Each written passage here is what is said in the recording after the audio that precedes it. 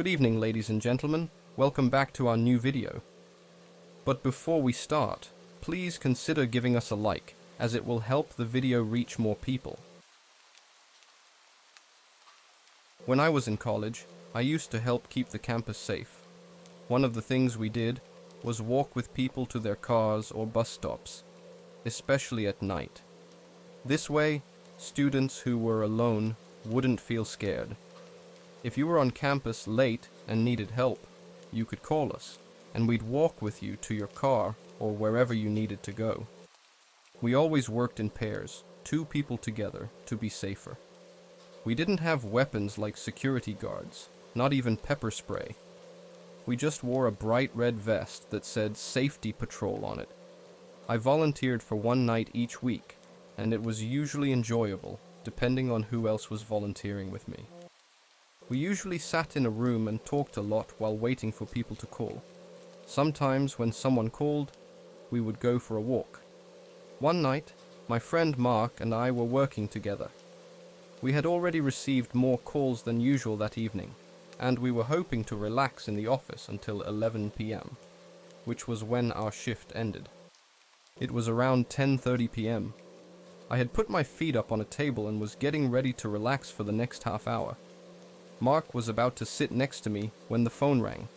We both looked annoyed, but Mark went to answer it. I watched him, and he was nodding his head while talking on the phone, but I couldn't hear what was being said. "We'll come right away," Mark told the person on the phone. I was a bit annoyed, but I knew I had to do my job. It's a feeling you might know if you've ever worked in a store or customer service. It's closing time, and just when you think you're done, a customer shows up.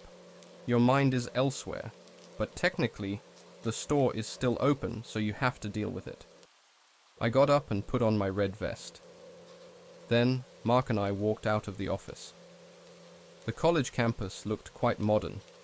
There weren't any old historic buildings or clock towers covered in vines. Instead, everything had straight lines and lots of big windows. The place was so well lit that it felt like daytime when you were in the main part of the college. But there was a dark path we had to use to get to the parking lot where we usually escorted people.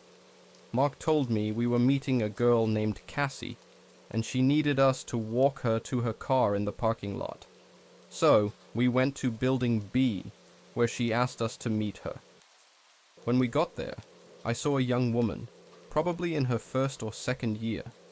She had long brown hair that hung over her shoulders. Her backpack strap held one side of her hair against her jean jacket. We said hello and talked for a bit before we started walking. The 3 of us chatted as we left the campus and headed toward the parking lot. Now, we were walking on a dark path with only a few dim lights. The grassy field on both sides of the path was really dark.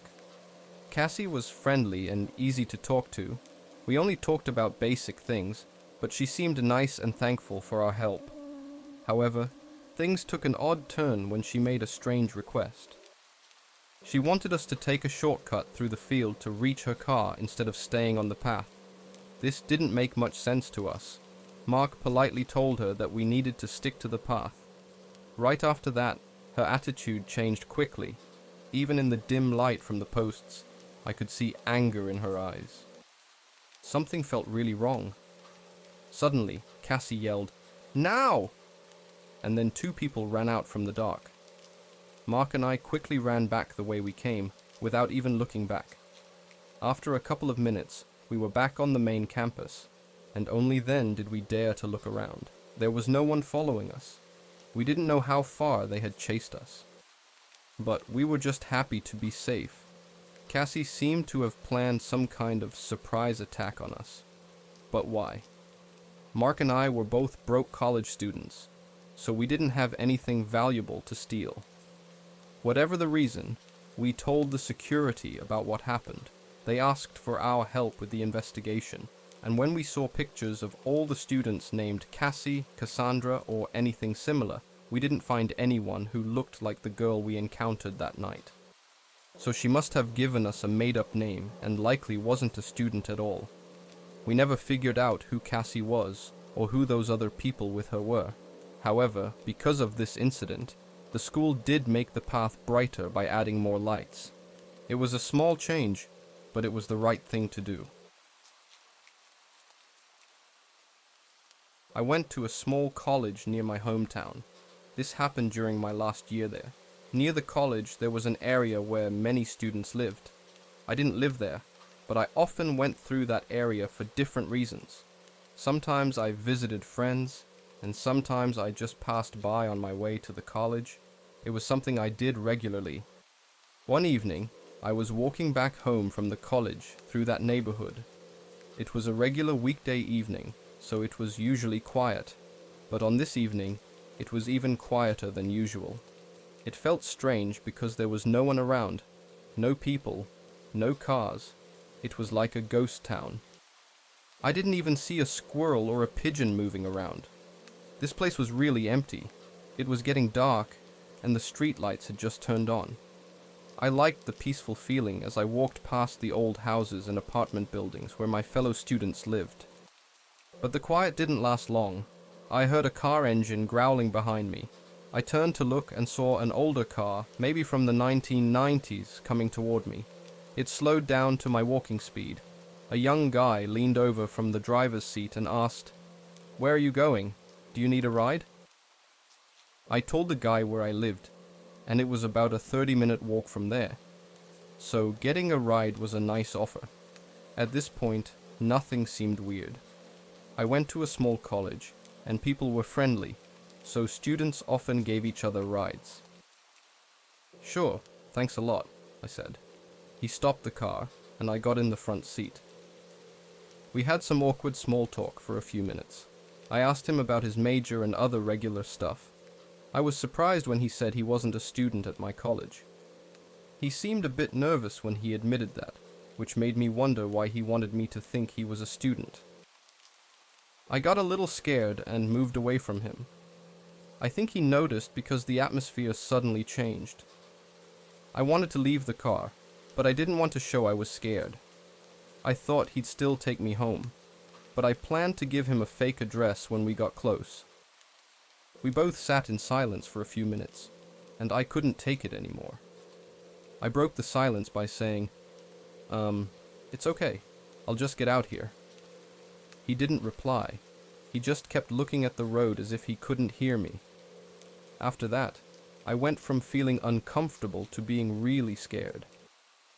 I asked him to let me out of the car, but he didn't. I'm not a law expert, but I think that's technically called kidnapping. But I didn't have time to talk about the law. I was sitting there, scared, looking out the window, pretending everything was okay. I didn't want him to see how scared I was, because if he had bad intentions, he might do something. Then I realized something. We weren't going the way I told him earlier. He was definitely not taking me home.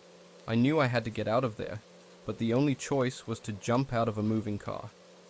Luckily, it was an old car, so the locks were manual, and he couldn't stop me from unlocking the passenger side door. He slowed the car down to make a sharp turn, and that was my chance. I quickly opened the car door and jumped out while the car was still moving. I stumbled a bit and scraped my knee, but it wasn't too bad. Then I started running. It didn't take long before another car came by. I told them what happened, and they offered to take me home. By the time we found help, the other car had driven away. I told the police about it, but as far as I know, they never caught the person. I realize now that there were some signs that things weren't right, and I feel embarrassed for getting into that car in the first place. We should all be really careful when accepting rides from people we don't know well. I hope my story helps others be more cautious.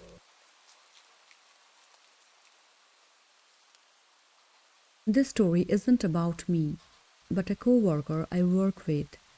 I work at a TGI Fridays as a waiter. There's this one girl I work with. We'll call her Beth. Beth was a nice girl. If I had to rate her, which I usually don't because every guy has a different taste and beauty is in the eye of the beholder. On a scale of 10, she was a good 7 or 8. So it was pretty obvious she was going to get a lot of attention from our customers.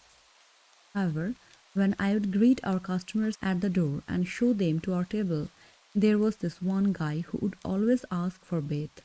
At first, I was okay with it because the customer is always right, and also because there were customers who would prefer me over other waiters as well. So I went to get bath and she waited him. This was normal. For the first few days, he would come back around the same time for lunch, and I found this normal too, because many people have their favorite places where they eat lunch. After a while, the other waiters and waitresses and I began teasing her about her new boyfriend. Beth would wait on him like she always did, but now he would come in more than once a day. Beth began to feel uncomfortable with it. She would tell me how he would try to make small talk and flirt with her, and even gave her his phone number. I laughed because it was funny as hell. The whole conversation went over my head, and I told her to just ignore it and take advantage of it because he was giving her pretty hefty tips every time.